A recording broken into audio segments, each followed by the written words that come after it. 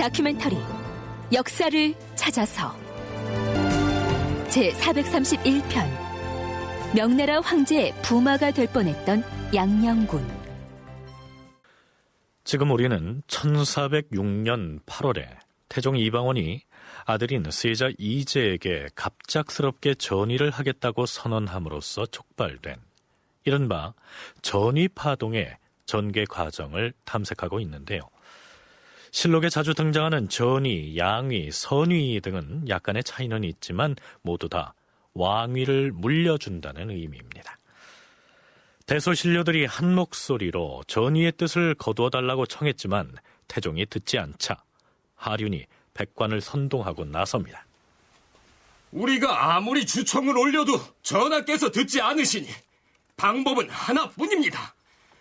우리 모두 대상황 전하를 뵙고 사실을 고하는 게 좋겠어요. 자, 모두 덕수궁으로 갑시다. 전위를 하겠다는 태종의 의지를 꺾을 사람은 태조 이성계밖에 없다고 판단한 신료들이 태조가 거처하고 있던 덕수궁으로 몰려가고 있었는데 바로 그때 지신사 황희가 태종의 명을 전하기 위해서 헐레벌떡 뛰어옵니다. 멈추시오! 어명을 전하러 왔어! 태사왕 전하를 찾아가서 성급하게 고하지 말라고 하시었소. 전하께서는 전위 문제를 다시 생각하시겠다 하였소이다. 다시 생각하시겠다는 말씀은 전하께서 마음을 바꾸시겠다는 뜻이 아니겠습니까? 성급하게 덕수궁으로 갈 게 아니라 그럼 일단 해산하고 집으로 돌아갔다가 내일까지 기다려봅시다. 대소신료들은 이제 이쯤에서 태종이 어린 세자에게 왕위를 넘기겠다는 뜻을 거두어들일 것으로 짐작했는데 태종은 이틀이 지나도록 아무런 의사표시도 하지 않습니다. 그러자 성성린이 문무백관을 거느리고 다시 대궐정원으로 몰려갑니다.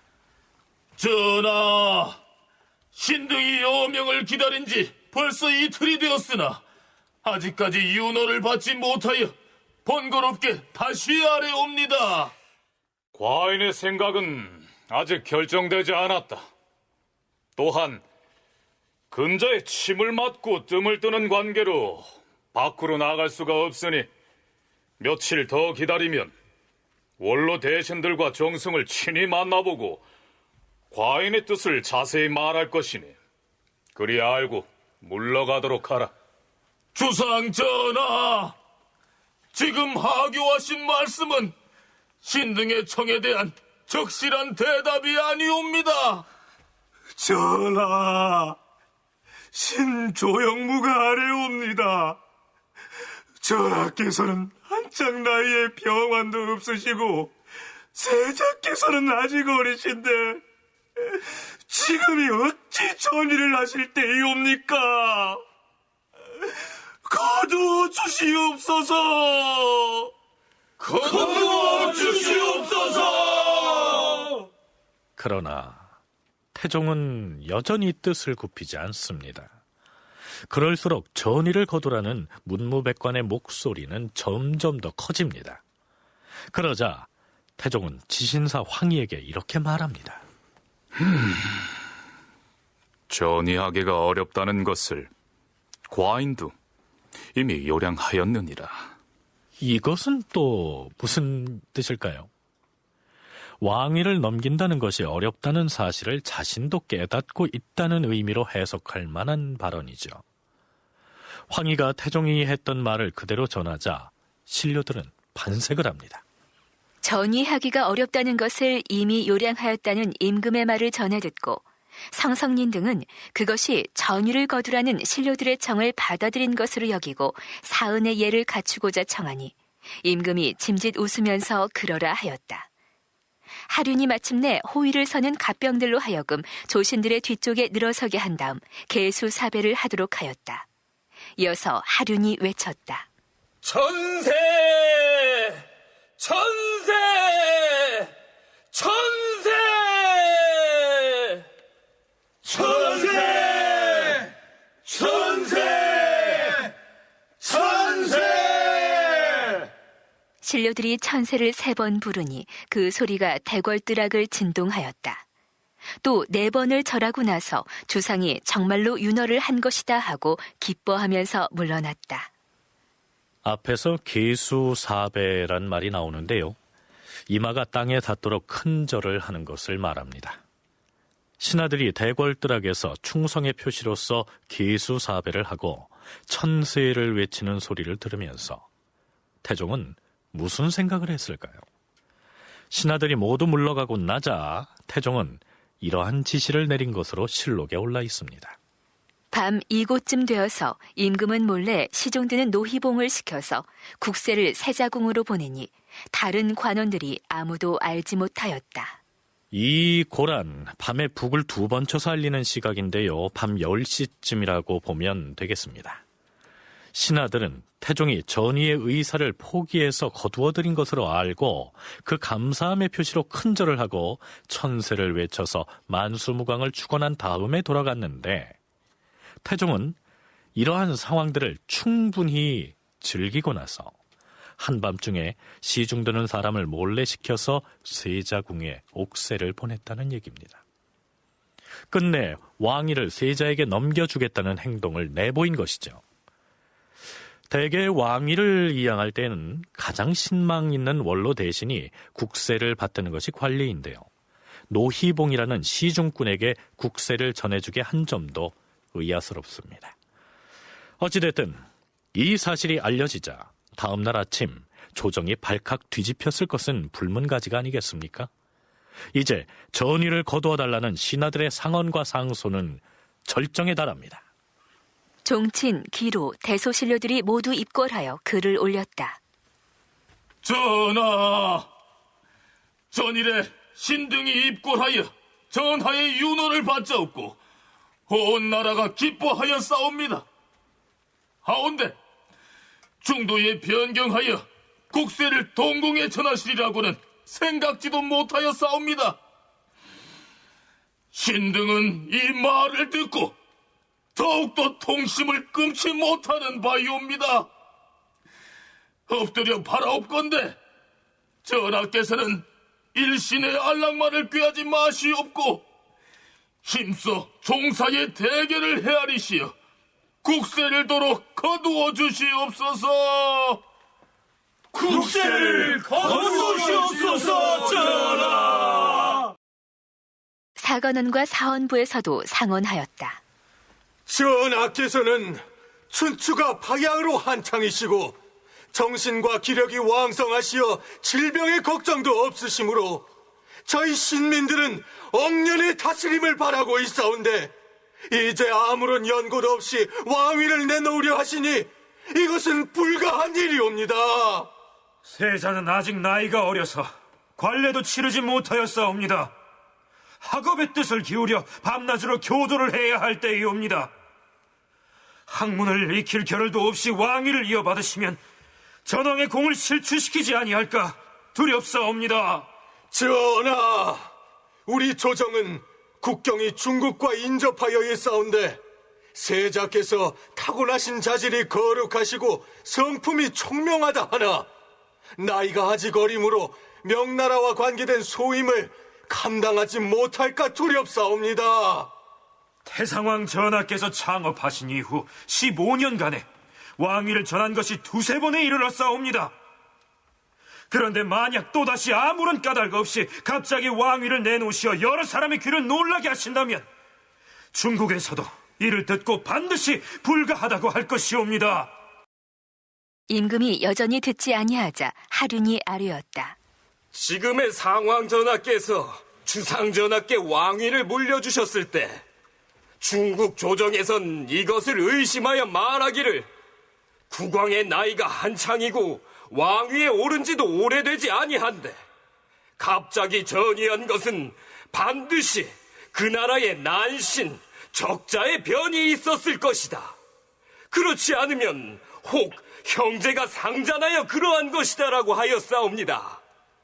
이제 전하께서 또 갑자기 왕위를 내놓으시면 중국에서 반드시 크게 의심할 것이니 전위하시는 일은 더욱 불가하옵니다. 남제도 임금에게 아뢰었다. 예전에 태상왕 전하께서 혁명을 하실 때에 여러 신하가 공민왕 대비전에 나아가서 교서를 받들고 옥세를 받아 태상왕에게 바침으로써 나라 사람들로 하여금 모든 사실을 분명히 알게 하였사옵니다. 혁명을 일으켜서 다른 나라의 어부를 전하는 경우도 이러하였사온데 하물며 왕실 내에서 전의하는 때에 어찌 이와 같이 은밀하게 하실 수가 있겠사옵니까? 전의는 아니 되옵니다. 신료들은 마치 충성 경쟁을 하듯 전의를 거두어달라는 상언과 상소를 다투어서 올립니다. 그렇다면 정작 태종 본인은 무슨 생각을 하고 있었을까요? 국사편찬위원회 유주희 편사연구사의 얘기를 들어보시죠. 신하들이 전이 반대 상소를 올리는 걸 통해서 그 속에서 본인의 어떤 왕위의 정당성을 그 속에서 찾으려고 했던 것으로 보입니다. 이 6년에 일으킨 전입파동이 이제 가장 처음의 전입파동인데 여기에서 태종이 이러한 전의를 이제 소동을 일으키면서도 이것은 태종이 군심이 만류할 것을 철저하게 계산한 속에서 이루어진 행동으로 보이거든요. 그래서 태종의 목적은 이 선입파동을 통해서 자신의 왕위의 정당성을 확보하고 또 한편으로는 자신의 이제 선의에 찬성하는 일종의 어떤 본인에게 반대하는 어떤 그러한 세력을 노출시키려고 하는, 그래서 제거하려고 하는 그러한 목적이 있었던 것으로 보여지거든요. 혹시 빗발치는 상소문들을 보면서 이런 생각을 하지는 않았을까요? 어디 보자. 이것은 성성린이 올린 상소문이고, 이것은 하륜이 올린 것이고,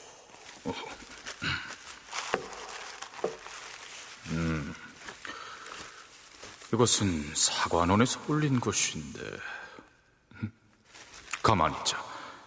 사관원의 간관들 중에서 상소문에 서명하지 않은 자들이 있나 이 조사를 해봐야 할 것이고. 그렇지. 문무백관이 대궐 정원에 모였을 때 빠진 자가 누구였는지도 알아봐야 하고,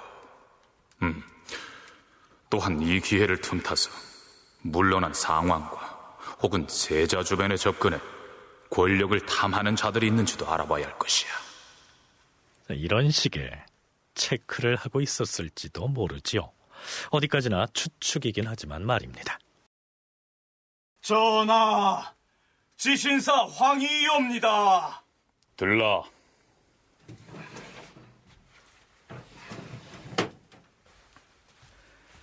백관이 며칠째 대궐 정원에 모여 전의를 거두시기를 아뢰고 있사옵니다.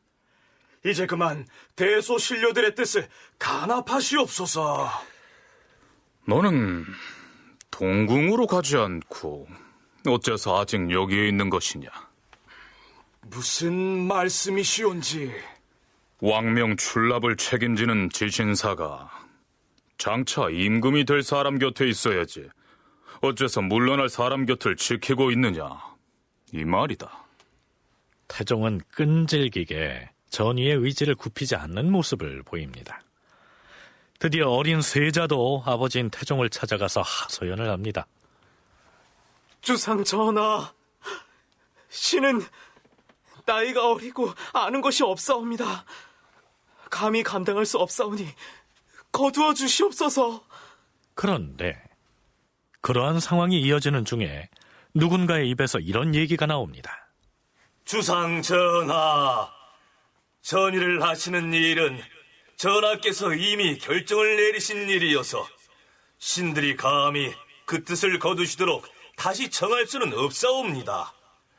다만 위로는 천자에게 고하고 아래로는 신민에게 고하여 예를 갖추어서 왕위를 주고받도록 하시옵소서. 이제 더 이상 말리지 않을 테니 왕위를 물려주려거든 격식과 절차를 갖춰서 하라, 이런 얘기죠. 태종으로서는 이런 식으로 분위기가 전환되는 것은 바라지 않았겠죠. 결국 태종은 9일 만에 전의를 철회하는데요. 그 과정이 이렇습니다. 우선 태종은 측근인 이숙번을 불러드립니다.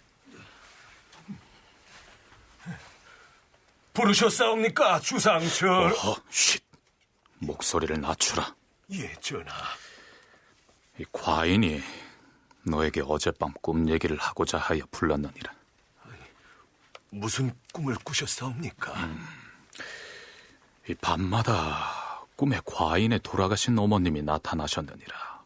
헌데 모후께서 꿈속에서 과인에게 하신 말씀이 참으로 이상하여서 너에게 들려주려고 비밀리에 부른 것이니라. 꿈속에서 주상 전하께 뭐라고 하셨사옵니까? 어머님께서 꿈에 나타나시어서 어찌하여 너는 나를 굶기려고 하는 것이냐? 정녕 네가 나를 굶길 참이더냐? 이렇게 말씀을 하셨느니라. 참으로 이상하지 않느냐? 이상할 것이 없사옵니다. 전하께서 만일 아직 약하고 어린 세자에게 전의를 하시면 종사가 보존되지 못하여 모후께서 굶으실 것이 아니옵니까? 이것은 실로 모후께서 전의하는 것은 불가하다, 이렇게 말씀하신 것이옵니다. 어찌 신도 싫어하고 사람도 싫어하는 일을 하시려는 것이옵니까? 원컨대 3번 더 생각하시옵소서. 이 자식한테 물려주려는데 어찌하여 이와 같은 고. 태종은 이숙번에게 비밀이라고 강조했지만 실제로는 내가 했던 꿈 얘기를 나가서 사람들에게 빨리 전하라, 이런 메시지를 준 것이죠.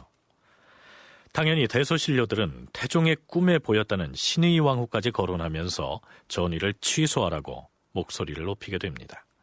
그러나 유주희 연구사는 태종이 선의를 서둘러 철회하게 된 주요 요인 배경에는 태상왕 이성계의 반응이 상당한 영향을 미쳤을 것이라고 분석합니다.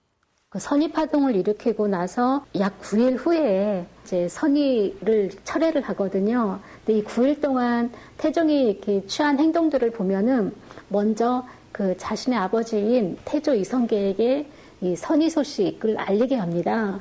그래서 이제 그 아버지의 의사가 무엇인지를 이제 확인하려고 하는 그런 움직임을 표하는데, 이때 태조 이성계가 나라에는 대신들이 많으니까 본인이 이렇게 물러나고 싶으면 물러나도 좋다라고 하는 그런 이제 의견을 표시를 해요. 그래서 이제 태종은 자신의 아버지가 본인이 이렇게 물러나도 괜찮다라고 하는 그런 입장을 취하고 있다는 것을 이제 다시금 확인하게 되는 것이죠. 바로 이 대목입니다. 길창군 권근과 옥천군 유창이 덕수궁에 나아가서 전의가 불가하다는 뜻을 태상왕에게 아뢰었다. 그러자 태상왕이 말하기를 이것은 하늘이 그렇게 시키는 일일진데 내가 비록 아비라고 하나 어찌 제지할 수 있겠는가. 다른 대신들과 함께 나란 일에 더욱 힘쓰도록 하라 라고 하였다. 태조 이성계는 한마디로 방원이가 왕위를 물려주겠다고 하는 것은 하늘의 뜻이니 대신들이 알아서 하라, 이렇게 얘기한 것이죠. 아버지인 그 태조 이성계가 태종의 왕위 계승을 이제 인정하지 못하면서 계속 어떤 미움, 불만, 어떤 그 복수심 뭐 비슷한 그런 것도 있어가지고 조사의 난도 일으키지 않았습니까? 그래서 이제 그 태종을 무력으로 제압하려고 하는 움직임도 취했었는데 결국 현실적으로 이 태종의 이제 왕위를 인정하는 모습을 취하고 그러면서 이 태종이 마련해준 이 덕수궁에서 말년을 이렇게 보내는데도 불구하고 마음속에 있는 그 미움을 끝까지 떨쳐보내지 못했던 것 같아요. 그래서 이 태종이 왕위에서 물러나겠다라고 하니까 얼른 찬성하는 그러한 이제 입장을 보여준 것이죠. 아버지인 태조 이성계의 입에서 전의에 찬성한다는 말이 나왔으니 태종은 서둘러 그 상황을 끝내야 했겠죠. 임금이 비로소 왕위를 세자에게 전한다는 명령을 거두었다. 종친 원훈, 기로, 문무백관이 창덕궁의 뜰로 나아가고 세자도 국세를 받들고 이르러서 다시 임금에게 바쳤다. 이렇게 해서 아흐레 동안의 전의 소동이 막을 내립니다. 그렇다면 태종은 애당초 자신이 계산했던 성과를 거두었을까요? 국사편찬위원회 유주희 연구사와 서강대 계승범 교수의 얘기를 차례로 들어보시겠습니다. 태종이 처음에 의도했던 것처럼 어떤 태상왕의 마음도 이제 확인을 했고, 그다음에 조정 신료들 가운데에도 선의에 반대하는 사람들, 혹은 선의에 찬성하면서 그 태종이 의도했던 대로 어떤 반항 세력으로서의 존재를 노출시킨 사람들도 있었거든요. 그러니까 그 태종으로서는 본인이 소기에 거두려고 했던 그런 목적을 이제 어느 정도 달성을 하게 되면서 그 선의를 철회하게 되는데요. 그 명분으로 이제 꿈속에 어머니 모후 한시가 나타나서 선의를 이제 만류했다는 것하고, 한 3, 4일간 밤마다 그 경복궁 근처에서 올빼미가 이제 울어서 이거를 이제 무당한테 점을 치게 하는데, 어떤 그 무당이 국가적인 어떤 큰일을 이유를 들면서 그 선의를 이제 그런 무당의 점괘에서 이제 선의 처리의 명분을 찾고 있거든요. 이 소동을 일으킬 때의 목적이 몇 개 있는데 뭐 대충 파악한 것 같다. 그리고 또 소동이라는 게 또 실제로 잠깐 하고 그만둬야지 너무 오래 가면 또 효과가 떨어지니까 그랬을 가능성이 있겠죠. 그 아마 그러니까 복합적이라고 봅니다. 친아들의 동태를 파악해보기 위한 하나의 수단, 그리고 정말 이 세자를 앉혀서 이 세자가 국정을 잘 할 것인가. 대표적인 예가 있죠. 영조도 사도세자를 미워하지만 나중엔 한번 직접 섭정을 하게 합니다. 결과적으로 그때 마지막 실망하면서 파국으로 간 거죠. 태종의 전의 파동이 다분히 정략적인 계산에서 비롯됐다고 했는데요. 전의를 철회한 직후인 9월 초하루, 이윤계, 저자의 목을 베도록 하라. 또한 김인희는 장예순대를 친 다음 폐서에 나여 추방하라. 드디어 칼바람이 붑니다. 어떻게 된 사건일까요? 전 호군인 이운계는 은주 사람이다. 어느 날 이운계가 몰래 지순주사 김인희를 찾아와 은밀하게 말했다. 지금 이 나라 도성인 한양천지에 돌아가는 모양이 심상치가 않습니다. 요즘 주상전하를 보필하던 대원들은 전할 말이 있어도 임금 가까이 다가가지도 못하고 있고, 공신과 백관은 날마다 자문에 모여서 웅성거리고 있고, 대궐을 지키는 시위 갑서들도 임금의 호의를 포기하고 모두 흩어졌다고 합니다. 그리고 지금의 주상과 상황 사이에 틈이 생겨서 공신과 백관들이 상황한테 몰려가서 상황을 선왕, 즉 좋은 군주라고 칭송을 한다 합니다. 상황으로 말하자면 그대가 모시던 옛 주인이 아닙니까? 곧 복위의 명이 있을 것이에요. 김인희는 본래 상황을 잠저에서 섬기던 자였기 때문에 이 말을 듣고는 기뻐하여 비밀리에 이웃고을 지자주사 신보안에게 글을 써서 알렸다. 신보안은 그 글을 도순문사 조박에게 바쳤고, 조박이 이를 나라에 보고한 것이다. 이에 순금사에서 두 사람을 잡아다 신문하니 모두 자복하였다. 자, 이게 무슨 얘기냐면 은주, 즉 지금의 평안남도 순천에 사는 이운계라는 사람이 예전에 정종을 모시던 김인희를 찾아가서 태종의 전의파동으로 시끄러운 한양 소식을 전했는데요. 태종 이방원이 물러나고 상왕으로 물러나 있는 정종이 복이 될 것이라고 유언비어를 전했다가 죽음을 당했다는 얘기입니다.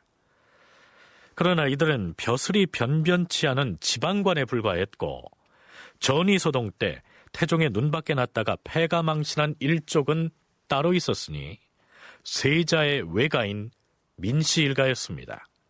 자, 그 내용은 나중에 소개하기로 하죠. 그건 그렇고 전의를 철회한 직후의 태종실록 기사를 보면 이어와 강무라는 말이 부쩍 자주 등장합니다. 이어는 임금이 대궐을 나와서 거처를 다른 곳으로 옮기는 것을 말하고요.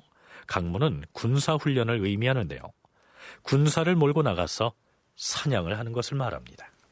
주상 전하, 전하께서는 근정전에서 부엉이가 우는 재변 때문에 대궐을 비우시고 사냥을 하기 위해 초지로 이어하겠다 하시는데 그것은 옳은 일이 아니옵니다.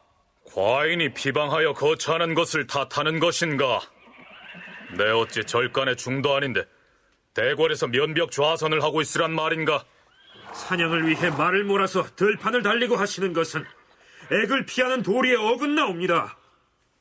또한 아직 추수가 절반도 끝나지 아니하였는데 기병들을 많이 거느리고 사냥을 하는 것은 신등에 바라는 바가 아니옵니다. 말들이 곡식을 짓밟아 손상시킨다고 그대들이 질의 걱정을 하나? 내 비록 사냥을 한다 하더라도 결코 곡식을 밟아 손상시키는 대단은 없을 것이다. 비방해 있는 동안에 다시는 네 같은 말을 하지 말라. 과인은 강무를 하는 것이다. 알겠는가? 자, 기병들은 나를 따르라. 자, 가자. 이라.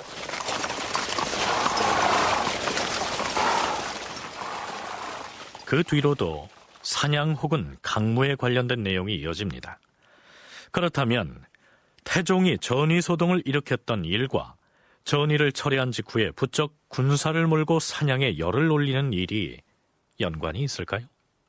강무도 굉장히 큰 국가 의례거든요. 그리고 태조 때부터 이미 봄가을로 행해지는 것으로 정해져 있었어요.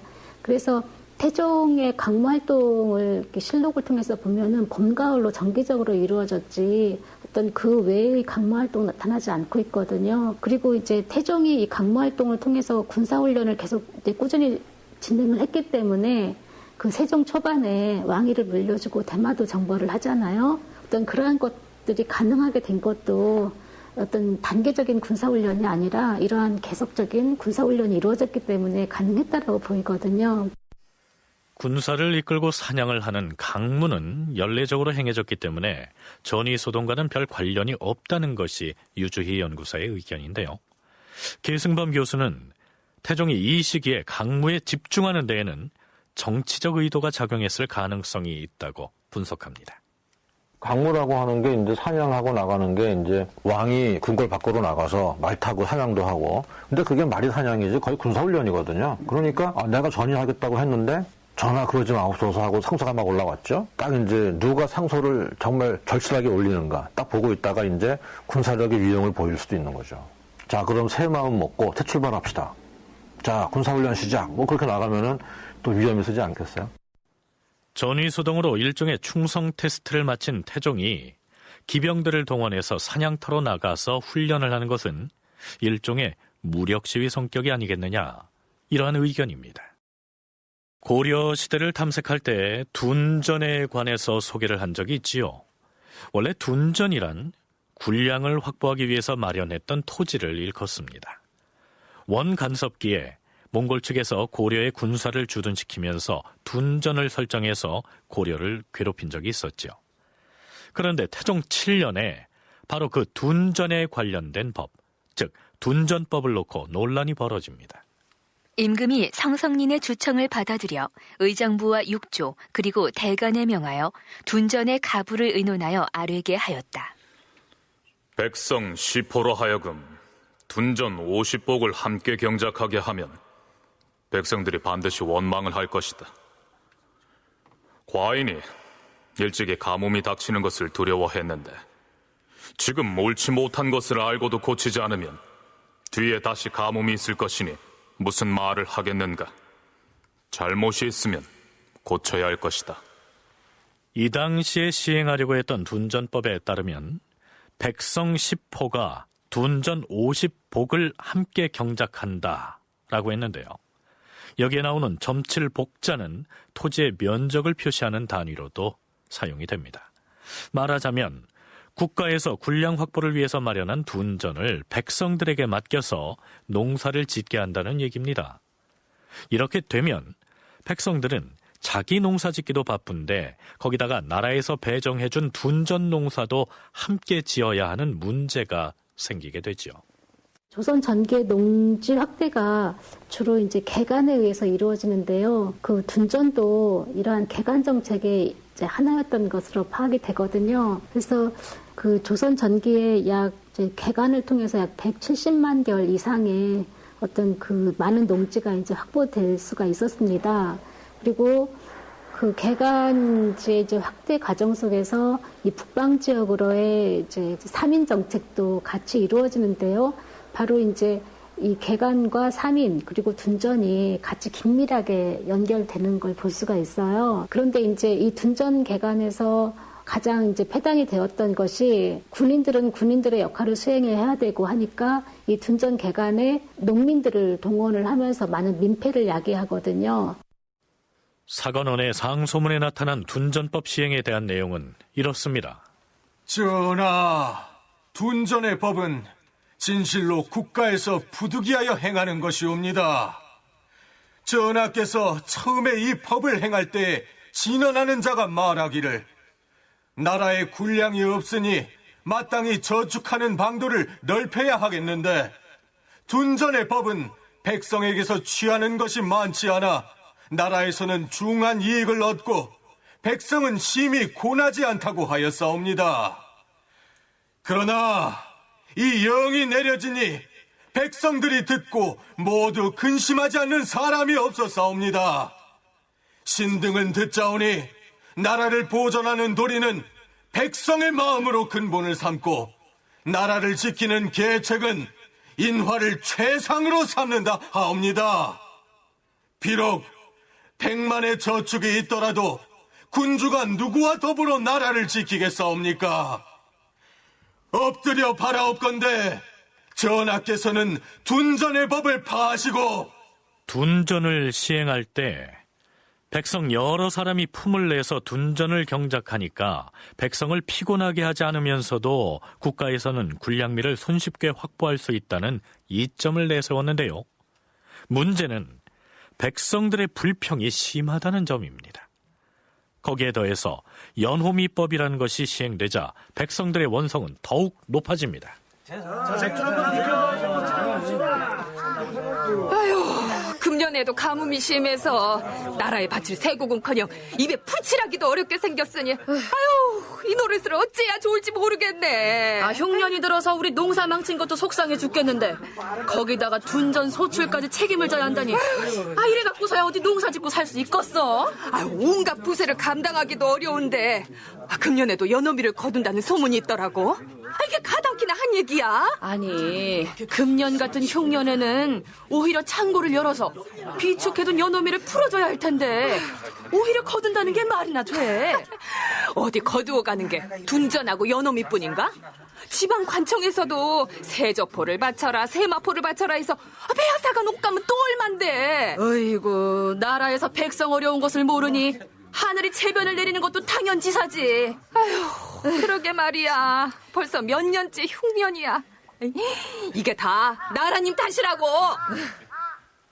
연호미법을 사전적으로 풀이하자면 굴뚝 연기가 나는 가가호호마다 식구의 수, 전답의 면적, 호주의 신분 등에 따라서 등급을 매기고 그 등급별로 곡식의 종자를 지급했다가 추수한 후에 이자를 붙여서 쌀을 회수하는 법을 일컫습니다. 태종실록에 올라있는 구체적인 내용은 이렇습니다. 연호미는 대략 15식구 이상의 가오에는 풍년에 쌀 10마를 거두고 5식구 이상의 가오에는 쌀 4마를 거두며 소출이 풍작도 아니고 흉작도 아닌 평년작일 경우 그 반을 거두고 흉년에는 전부 면제하였다. 둔전법이나 연호미법을 시행하는 과정에서 발생하는 민폐도 문제였지만 그해 여름에 가뭄이 심했던 것이 그 법들을 폐지하자는 목소리에 힘을 실어주게 됩니다. 태종과 사관원 관관들 사이에 주고받은 대화를 잠깐 소개하도록 하지요. 과인이 육조와 대간에게 가뭄이 오래 지속되는 연유를 물으니 둔전과 연호미법의 폐단이 많아서 백성의 원성이 하늘에 닿은 때문이라 했다. 그런가 하면 과인에게 덕수궁에 날마다 찾아가서 부왕을 뵙고 고급을 하라 청했는데 부왕께서는 더위가 심하여 옷을 벗고 있으니 가을철이 되어서 날씨가 시원하거든 찾아오라 하시었다. 하여 뵙지 못하고 왔거늘 과인에게 부왕의 뜻을 거역하라는 것이냐? 그래야 비가 온다는 말이더냐? 신이 어리석어서 아는 것이 전하의 뜻에 미치지 못하였사옵니다.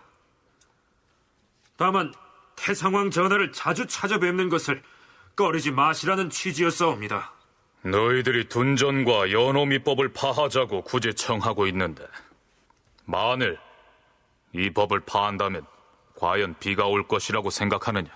전하, 하늘의 뜻을 신들이 어찌 알겠사옵니까? 기약은 할 수 없사오나 백성의 원망이 사라진다면 하늘의 뜻을 돌이킬 수 있을 것이옵니다. 이런저런 곡절을 겪은 뒤에 결국 태종 7년 6월 28일에 둔전법과 연호미법이 폐지됩니다. 다음 날인 29일의 기사가 흥미롭습니다. 이날 비가 조금 내렸다. 그러나 채 며칠이 지나지 않아 의정부에서는 둔전법과 연호미법을 다시 회복해야 한다는 상소를 올리게 되는데요. 태종은 받아들이지 않습니다. 군량 문제 해결이 대단히 중요한 과제였던 것이죠. 이 둔전은 국가적으로 계속 중요시되는 그러한 문제였습니다. 그리고 또 한편으로 이 개간을 통해 그 농지를 확대하려고 하는 정부의 어떤 초기 목적과도 맞아떨어지는 그러한 이제 부분이었기 때문에 이 둔전은 계속해서 이제 채택되는 그러한 이제 문제였는데, 다른 한편으로 이 둔전 개간하면서 그 농민들을 강제로 부역시킨다든지 하는 그런 폐단 때문에 이제 둔전을 폐지하자라고 하는 그런 이제 요청도 들어오긴 하지만은, 그래서 이제 초기에 이 둔전의 어떤 설치나 폐지가 계속 거듭되는 과정을 겪기는 하지만, 그 필요성이라는 측면에서 이 둔전은 계속 이제 실시가 되었고, 그래서 이제 세종 때에 둔전이 대대적으로 개발하는 것을 볼 수가 있습니다. 자, 이제부터는 세자 이제가 명나라 조정에 입조하게 된 과정을 살펴보겠는데요. 처음에 명나라 사신 황엄이 태종에 대한 영락제의 고명을 가지고 조선에 왔을 때 몇몇 대신들이 태종에게 이러한 내용의 주청을 올립니다. 전하, 황엄은 고려 출신의 환관이온데 황제의 총애를 받는 인물이옵니다. 만일 황엄을 통해서 우리 세자 저하로 하여금 황제의 딸을 맞이하게 하신다면 나라를 위하여 다행한 일이 될 것이옵니다. 임금이 대신들의 말을 옳게 여겼다. 그리하여 황엄에게 은밀히 뜻을 전하니 황엄 역시 그리 되면 얼마나 다행이겠느냐 하면서 반색을 했다. 그런데 얼마 뒤 황엄이 재차 사신으로 왔는데 혼인에 관련하여서는 한마디도 비치지 않았다. 그러자 임금은 전에 했던 말을 후회하고 세자를 위하여 기말로의 딸을 세자빈으로 받아들이기로 하고 정혼하였다. 일단 이렇게 정리가 됩니다. 그렇다면 애당초 대신들은 명나라에서 아무런 요구가 없었음에도 왜 명나라 황실과 혼인관계를 맺자고 태종에게 청했을까요? 왕한테 잘 보이려고 했을 수 있습니다. 왜 그러냐면 우리가 민족주의 사관으로 볼 때는 몽골 간섭하에서 고려의 왕실이 자꾸 몽골 여자랑 결혼함에 따라서 권위가 실추되고 그렇게 민족적으로 보는데, 당시 상황으로 볼 때는 몽골 공주와 결혼함으로 해서 고려의 왕실이 기가 살아났다고 봐야 되는 겁니다. 왜 그러냐면 그 전에 뭐 무신 정권 때 왕이 얼마나 거의 팔이 목숨인데 이제는 전 세계 제국인 몽골 제국의 부마입니다. 부마. 상당히 서열은 높죠. 그러니까 비록 우리가 민족주의 사관으로 볼 때는 왕이 연경에 볼모로 붙잡혀 있다고 할지라도 전체 최고회의 할 때 그 쿠빌라이 칸이 있고 그 밑에 서열이 한 손가락 안에 들어갑니다. 고려국의 부마 신분은, 그러니까 사위 입장으로서 상당한 서열이죠. 그런데 일부 대신들이야 그런 생각을 할 수 있다고 치더라도 태종 자신도 그 제안을 받아들여서 황엄에게 넌지시 혼인이 이루어질 수 있도록 다리를 놔달라고 얘기하고 있으니 다소 의외라는 생각이 들지 않습니까? 조선이라고 하는 새로운 왕조가 들어섰지만 그 사람들 자체는 아직 이제 고려 후기에 그런 이제 문화, 풍습의 영향을 이제 못 벗어난 사람들이 많았기 때문에 어떤 그 고려 왕조의 그 국왕들이 그 원나라 공주들하고 혼인했던 그것이 이제 그런 유습이 아직도 모범적인 형태로 이렇게 받아들여졌던 것 같고요. 그래서 그 이제 명나라 황제와 조선의 세자를 결혼시키면 국가의 안녕에 도움이 될 것이다라고 판단을 내린 그런 신료들이 많았던 것 같아요. 그래서 이제 태종도 처음에는 그러한 이제 주장에 귀를 기울이기도 했었는데 중간에 이제 역할을 하는 이 환관들이 그 통로 역할을 제대로 못하면서 태종도 약간 개인적으로 기분이 상했던 것 같고요. 어찌됐든 다시 조선에 온 명나라 사신 황엄이 혼인에 대해서는 이런 반구 언급이 없자 그에게 혼인 얘기를 건넸던 태종으로서는 체면을 구긴 셈이죠. 그래서 기말로의 딸과 정혼을 하고 나서 명나라 사신 황엄에게 이렇게 전하라고 이릅니다. 황제께서 과인을 심히 후하게 대접하시니 신이 친히 명나라 서울에 가서 조회를 하고자 하라. 감히 국사를 버리고 갈 수가 없고 세자가 이미 제법 장성했고 또한 이미 장가를 들었으니 과인을 대신하여 조연하도록 할 것이오. 세자가 어느 정도 장성했기 때문에 이미 장가를 보냈고 곧 명나라에 파견해서 황제를 아련하게 하겠다, 이러한 뜻을 전한 것이죠. 그 말을 들은 황엄은 좋다, 이렇게 화답한 것으로 기록되어 있습니다. 그런데 그 다음에 사달이 생깁니다. 대다수 신료들이 태종의 뜻을 거역하고 명나라 황제의 딸과 세자와의 혼인 문제를 계속 추진하겠다고 나선 것이죠. 한성부윤 공부가 가만히 이연을 찾아가서 말하기를, 세자가 장차 명나라 황제를 찾아가 만나려고 하는데 그 전에 만일 먼저 혼례식을 올리는 것은 좋은 일이 아닐 것이야. 지금 황제의 딸로서 아직 출가하지 않은 자가 셋이나 된다고 들었는데 만일 명나라 황실과 우리 조선 왕실이 혼인을 맺는다면 북쪽이나 서쪽에서 우리를 위협하는 세력이 있다 한들 무엇이 두렵겠는가? 그 말을 들은 이연도 옳게 여기었다. 공부가 물러나와서 조박과 안노생에게 의논하니 그 두 사람도 모두 찬성하였다. 그러나 전하께서 이미 명나라 황제의 사신인 황엄에게 우리 세자가 이미 결혼을 했다고 얘기를 하셨는데 그것이 문제가 아닌가? 걱정할 것 없습니다. 제가 명나라 사신을 찾아가서 지난번에 워낙 경황이 없어 전하의 말씀을 잘못 전했다. 세자께서는 아직 혼인을 하지 않았다. 이렇게 고쳐서 전하면 되지 않겠습니까? 공부의 말을 듣고 하륜도 찬성하였다. 만일에 우리 조선이 황실과 혼인을 맺어서 대국의 원조를 얻는다면 누가 감히 난을 일으키며 난신적자가 어떻게 생기겠는가? 고려시대에 원나라에서 공주가 시집 오는 바람에 100년 동안 내외에 근심이 없었던 것을 우리 모두가 잘 알고 있는 바이다. 하륜은 이 문제를 조박과 정구를 시켜서 영의정 상성린, 우정승 조영무에게 의논하게 하였다. 조정에 영향력 있는 신료들이 이 혼인 문제에 대거 연루된 셈인데요. 이러한 논의가 태종 몰래 진행됐다는 사실이 문제였습니다. 결국 혼인 얘기는 세자에게 딸을 시집 보내기로 약속한 기말로의 귀에까지 들어갔고 기말로가 병조판서 윤저에게 고하였는데 그가 다시 이숙번에게 알림으로써 드디어 임금이 알게 되었다.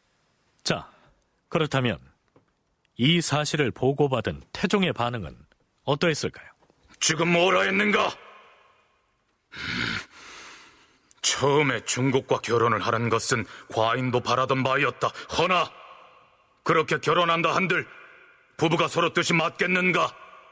뿐만 아니라 그리 된다면 반드시 중국의 사신이 끊이지 않고 왕래해 도리어 우리 백성들을 괴롭게 할 것이야. 옛적에 기씨가 들어가 황후가 되었다. 그 일문이 남김없이 사륙됐던 사실을 잊었는가? 군신이 일체가 된 연후에야 나라가 다스려져서 편안해지는 것이다. 지금 과인도 모르게 사사로이 서로들 모여서 이 같은 큰 일을 의논했으니 장차 과인이 누구와 더불어 나라를 다스리겠는가? 하물며 과인이 명나라 사신 황엄에게 세자가 이미 장가 들었다 분명히 고했는데 어찌해 이것을 고칠 생각을 할 수 있단 말인가? 내 관련자들을 엄벌할 것이니 모두 잡아다 국문하도록 하라. 참찬 의정부사 조박, 참지 의정부사 정구, 우군 동지총재 이현, 평강군 조희민, 검교 한성부윤 공부, 형조 참의 안노생 등을 송금사에 오게 가두고 이조판서 남재에게 명하여 판 송금사사 이숙번, 형조판서 김희선, 대선 성석인, 좌사관 최헌 등과 함께 모두가 모인 자리에서 관련자들의 죄를 취조하게 하였다. 그러나 해당 관리들이 눈물을 흘리면서 뉘우치는 데다 사익을 위해서 벌인 일이 아니었고, 무엇보다 그들 모두를 벌주기로 했다가는 조정의 핵심적인 관리들이 남아나지 않을 지경이어서 누구는 공신이어서 빼고 또 누구는 몸이 불편해서 죄를 용서하는 등 큰 희생자를 내지 않고 넘어갑니다. 다만 처음에 실마리를 제공했던 조방만은 양주로 쫓아보냅니다. 결국 명나라 황실과의 정략 결혼 문제는 없던 일로 마무리가 된 셈이죠. 김한노의 딸과 이제 혼인을 시키는데, 혼인을 한 이후에도 이제 이런 재차 다시 그 혼인 사실을 숨기고 세조 영락제의 딸 공주와 혼인을 시키자라고 하는 논의가 나니까, 이 당시 이미 그 태종은 명나라에 대해서 우리 세자는 이미 혼인했다라고까지 공식적으로 얘기를 한 상태였거든요. 그런데도 불구하고 다시 혼인을 추진하려고 하는 움직임이 나타나니까, 이제 태종은 이러한 혼인이 결코 나쁜 것은 아니지만 혼인을 통해서 이렇게 나타날 폐단도 적지 않지 않느냐. 그리고 내가 이미 중국 사신에게 세자의 혼인이 이미 끝났다라고 얘기를 했는데 이것을 어떻게 바꿀 수 있느냐라고 하면서 이 혼인 논의를 이제 중단시켜 버리거든요. 태종도 아직 그 유풍이 있으니까 며느리를 명나라 황제 딸을 데리고 오면 좋은 거 아니겠냐 생각할 수도 있을 것이고, 다만 이제 태종이 기왕후 얘기까지 꺼냈다면은 당연히 이제 항상 양날의 칼 아닙니까, 그게. 그러니까 괜히 명나라 공주가 와서 한양에 딱 들어와 있고 추후에 왕비까지 된다면 얼마나 그 입김을 받겠냐는 거죠. 그러니까 태종이 내가 필요에 의해서 명나라의 후광을 내가 따오는 건 좋지만 내정 간섭받는 건 싫다. 그런 맥락일 수 있겠죠. 명나라의 황실과 혼인을 맺음으로써 부마국으로서의 후광을 안전판으로 삼는다면 중국 중심의 동아시아 정치 질서에서 조선이 일정 부분 영향력을 발휘할 수도 있겠지만, 원 간섭기에 몽골 황실 출신의 왕비에게 조정 전체가 휘둘렸던 기억이며, 기황후 일족에게 고려 왕실이 농락당하다시피 했던 부정적인 전례가 이 태종의 마음을 돌아서게 만든 것으로 보입니다. 글쎄요, 만일 이때 세자 이제, 즉 양령이 명나라 황제의 딸과 결혼을 했다면 그가 훗날 세자 자리에서 쫓겨나지 않고 태종의 뒤를 이어서 왕위에 올랐을 테고요. 그랬더라면 우리가 성군으로 우러르는 세종대왕은 존재할 수 없지 않았을까요? 역사에서 가정은 의미가 없다고 하지만 말입니다. 황실과의 혼인 문제와는 상관없이 세자의 명나라 황실 입조는 그대로 진행이 됩니다. 세자와 함께 떠날 대규모의 수행단이 꾸려지는데요. 이때 세자는 태종이 명나라의 영락제에게 보내는 표문을 지참한 진표사의 신분으로서 출발합니다. 세자 이제가 명나라의 서울에 가는 대외적인 명분은 정조를 할애하는 데 있었습니다. 원단, 즉 설날을 축하하기 위한 사절인 셈이죠. 그런데 14살에 불과한 세자 이제를 구태여 명나라 서울까지 미리 보내서 황제의 눈도장을 받아야만 했을까요? 보통 피를 묻히고 주기 위한 사람들이 강단이 있고 왕권이 강했던 건 사실입니다. 무력을 보유하고 있으니까. 재밌는 게 뭐냐면은 그런 사람들일수록 제국의 황제와의 관계에 굉장히 연연해 하는 경향이 있어요. 자기 정통성이 없이 들어왔는데 문제는 뭐냐면 조선의 지식인, 양반 사대부들이 가장 중시한 게 천과 천자인데 바로 그 천자의 책봉을 받고 돈독한 관계를 강조하면 할수록 자기가 정당화되는 거죠. 그러니까 내가 비록 방법에는 피를 묻히고 들어왔지만 이거 봐라. 1407년 9월 15일 드디어 세자가 한양을 출발합니다. 임금이 법복을 갖추고 황제에게 줄 표문과 전문에 절하고 나서 장희문으로 나가 세자를 영서역 동쪽에서 전송하였다. 태종이 아들 이제를 명나라에 보내면서 전송했다는 이 영서역은 지금의 서울 은평구 불광동 근방에 설치됐던 역참입니다. 명나라 서울까지는 길이 험하고도 멀다. 허니 마땅히 몸조심해야 하느니라. 장차 나라의 왕통을 이을 왕세자는 자고로 그 책임이 막중한 것이니라. 이번의 행차는 이 나라의 종사를 위한 것이요 백성을 위한 계책이니라. 알겠느냐? 명심하겠사옵니다. 주상 전하.